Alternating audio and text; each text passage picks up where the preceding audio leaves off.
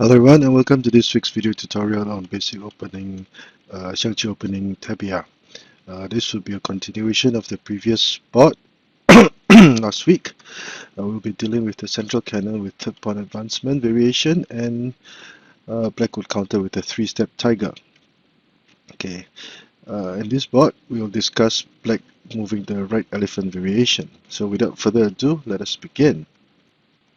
Okay, central cannon. Black protects the central pawn, and in this board, red will play pe3 plus 1 very early in the game. Now this is quite often seen in many matches and many over-the-board play, because red would usually try to lead the game, either push the third or seventh pawn, so that the opening variation could become he could lead the opening into variations which he was much more comfortable with or he had prepared for. Black would play knight equals to 8 and go for the three-step tiger. And red protects the central pawn, develops both horses and its edge horses. Now in this board, the key topic would be black playing e3 plus 5 to consolidate his central file. This is a wait and see approach to see how red would attack so that black could counter more with more accurately.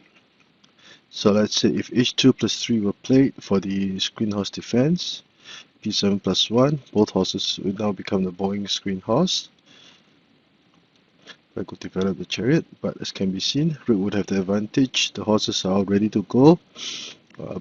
Red could develop his chariot as a foul chariot, this as a rank chariot, etc. Red would have a significant advantage. So e3 plus 5 is a wait and see approach. And in this board, we will discuss red adopting the 5-9 cannons. This would be something similar to black's three-step tiger. Red would move the cannon to the edge file and then develop his chariot as a foul chariot. This would give the chariot an open line to attack and would be beneficial to the overall situation. It is also an innovative approach that was quite new at that time when the book came out.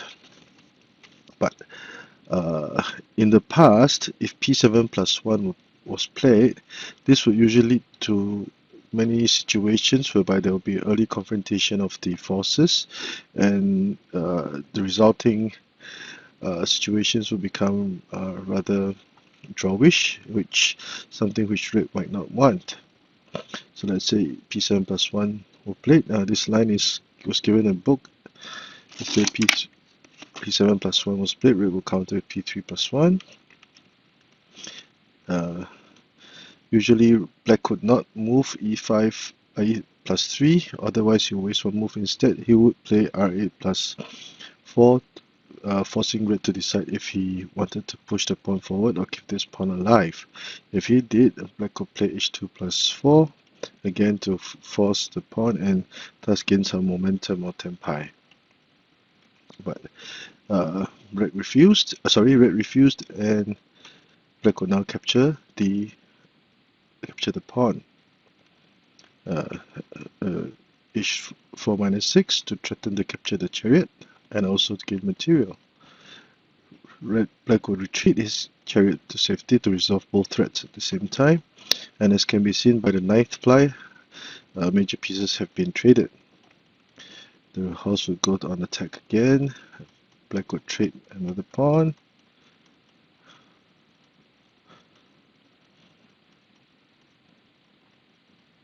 And red would have more pawns, 2 more, but black would have the initiative, as at least black would be prepared to develop material on this flank and also threaten the cannon. Each color would have its own advantages, but generally speaking, red would be slightly better.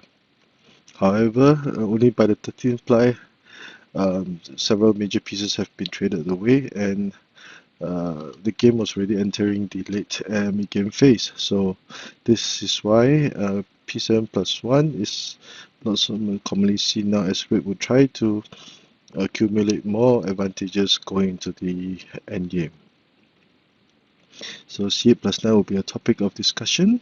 C8 plus the 5-9 cannons will be the topic of discussion for today's board. There are two main variations for black, the first of which will be h2 plus 3. Variation B will be r8 plus 4. Now in variation A, h2 plus 3, black goes for the screen defense. Red will develop the chariot, black will protect the cannon, and red will go for the double-headed snake pawns.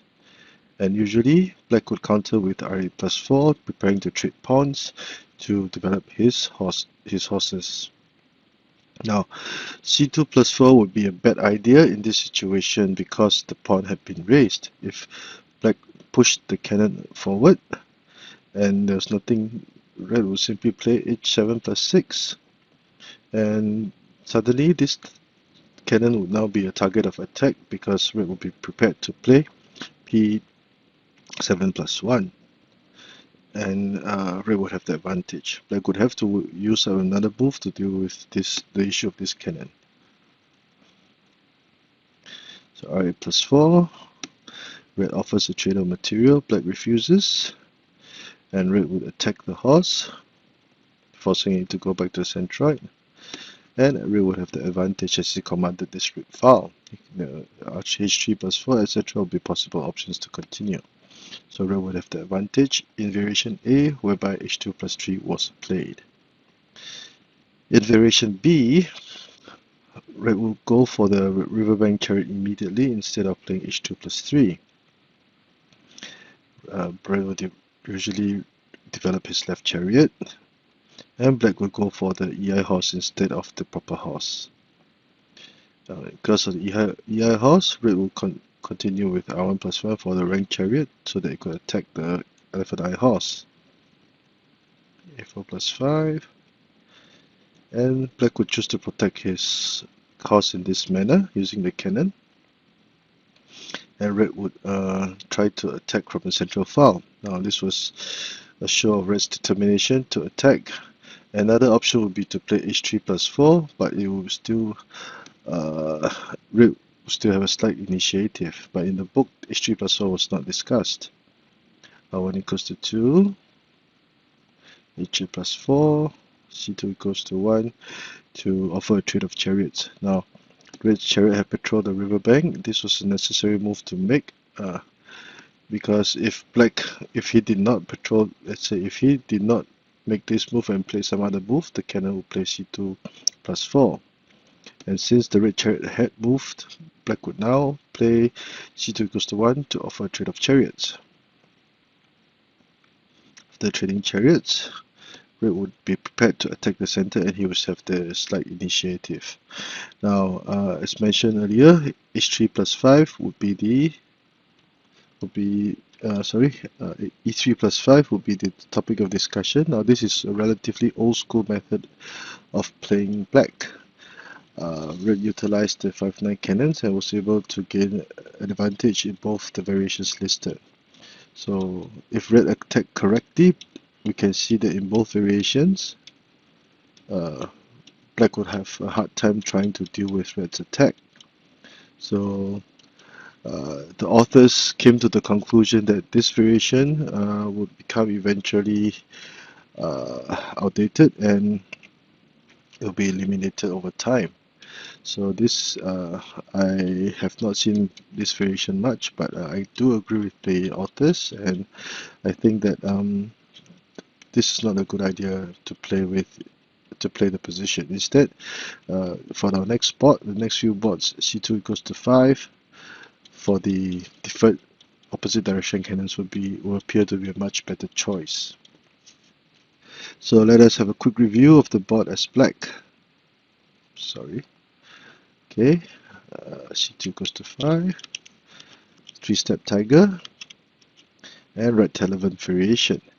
c9 equals to 8 will be a very good counter for red. In variation A, black will play the screen horse defense, but